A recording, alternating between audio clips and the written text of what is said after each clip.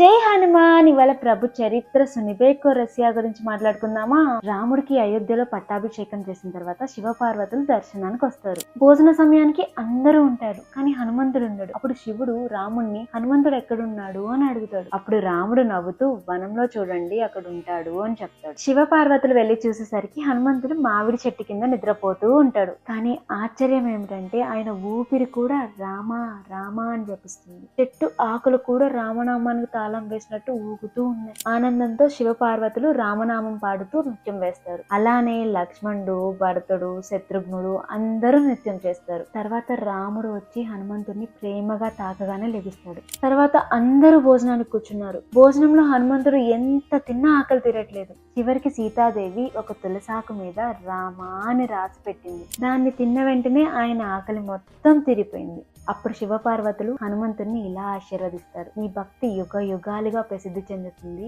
ఎక్కడైతే రామనామం వినిపిస్తుందో అక్కడ ఖచ్చితంగా హనుమంతుడు ఉంటాడు అని ఆశీర్వదిస్తారు. అందుకే మనం ప్రభు చరిత్ర సునిబేకో రసియా అని అంటాము. జై శ్రీరామ్.